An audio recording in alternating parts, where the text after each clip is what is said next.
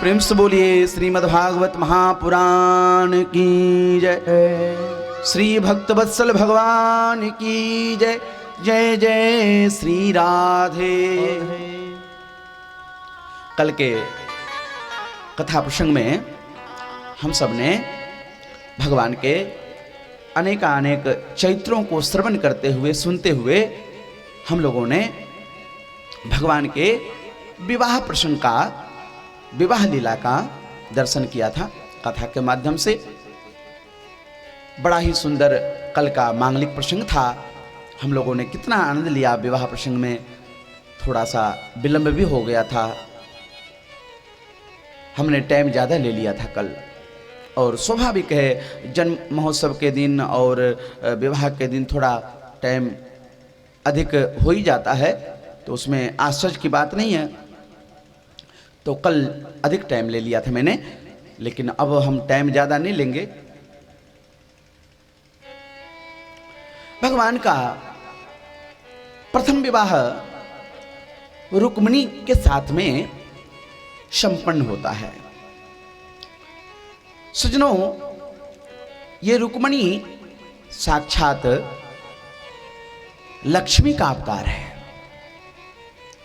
रुक्मिणी साक्षात लक्ष्मी का अवतार है। विदर्भ देश की बेटी है, राजा भीष्मक की बेटी, साक्षात लक्ष्मी का अवतार रुक्मिणी के रूप में आई। और महाराज रुक्मिणी का विवाह द्वारकाधीश के साथ में होता है। बराती लेकर के शिशुपाल आया था और शिशुपाल ने प्रयास भी किया कि रुक्मिणी के साथ में हमारा विवाह हो, रुक्मिणी के साथ में हमारा पानी ग्रहण हो। लेकिन भगवान श्री कृष्ण ने रुक्मिणी को हरण करके, वीरता का शुल्क दे करके, और मानो भगवान श्री कृष्ण ने शिशुपाल को बता दिया कि शिशुपाल, रुक्मिणी हमारी है, रुक्मिणी हमारी थी और रुक्मिणी हमारी ही रहेगी। रुक्मिणी पर तुम अपना अधिकार जमाओगे तो तुम्हें रोना ही पड़ेगा। और सज्जनों, अंतिम में शिशुपाल रोता रोता मुंह छुपा करके पालकी में बैठ करके और अपना राज्य को चला गया, अपने नगर को चला गया। देखिए, लक्ष्मी नारायण की थी, नारायण की है, नारायण की ही रहेगी। लक्ष्मी पर कोई अपना अधिकार जमाना चाहे तो भगवान लक्ष्मीपति नारायण हरण कर लेते हैं और बता देते हैं कि भाई लक्ष्मी को आप बेटी भी मान सकते हो, लक्ष्मी को आप माँ भी मान सकते हो, लेकिन लक्ष्मीपति तो सिर्फ नारायण है। प्रेम से बोलिए राधे राधे। लक्ष्मी को बेटी भी माना जा सकता है, लक्ष्मी को माँ भी माना जा सकता है, लेकिन लक्ष्मीपति तो सिर्फ नारायण है। और भगवान ने रुक्मिणी को हरण करके और बता दिया कि रुक्मिणी पर सिर्फ हमारा अधिकार है, क्योंकि रुक्मिणी साक्षात लक्ष्मी है। और भगवान ने रुक्मिणी को द्वारका में ला करके विधिवत विवाह संपन्न किए। ये भगवान का प्रथम विवाह रुक्मिणी के साथ में संपन्न होता है। प्रेम से बोलिए द्वारकाधीश की। रुक्मिणी के गर्भ से सज्जनों प्रथम पुत्र प्रद्युम्न का जन्म होता है। ध्यान से सुनिएगा, प्रथम पुत्र प्रद्युम्न का जन्म होता है रुक्मिणी मैया के गर्भ से। प्रद्युम्न का जन्म होते ही एक सम्रासुर नामक राक्षस था, जिन्होंने प्रद्युम्न को हरण कर लिया। और हरण करके सम्रासुर ने प्रद्युम्न को समुद्र में फेंक दिया। समुद्र में एक मछली प्रद्युम्न को निगल गई। संयोग से वही मछली किसी मल्लाह के जाल में फंस गई। वह मल्लाह ने उस मछली को ला करके पुनः सम्रासुर को ही भेंट कर दिया।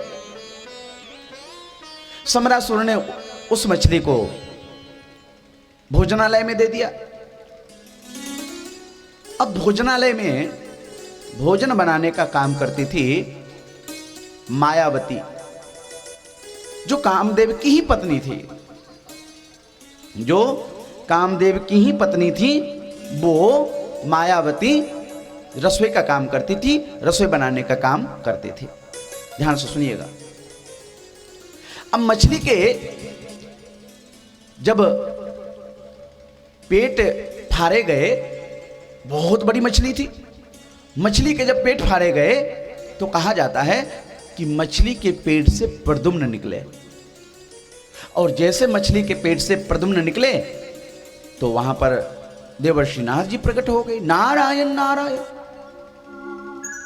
और नारद जी प्रकट होकर के, जो मायावती थी, जो रसोई बनाने का काम करती थी, नारद जी महाराज ने सारी बात मायावती को सुना दिए कि मायावती देखो, ये जो मछली के पेट से जो बालक निकला है ये कोई और नहीं, भगवान श्री कृष्ण के द्वारा रुक्मिणी के गर्भ से साक्षात कामदेव के अवतार ही ये प्रद्युम्न है जो मछली के पेट से निकला है। और हे मायावती, ये तुम्हारे पति ही है। त्रेता युग में भगवान शंकर समाधि लगाए बैठे थे, कामदेव ने जाकर के भगवान शंकर की समाधि में विघ्न डाला और क्रोधित होकर के भगवान शंकर ने कामदेव को जला दिया था।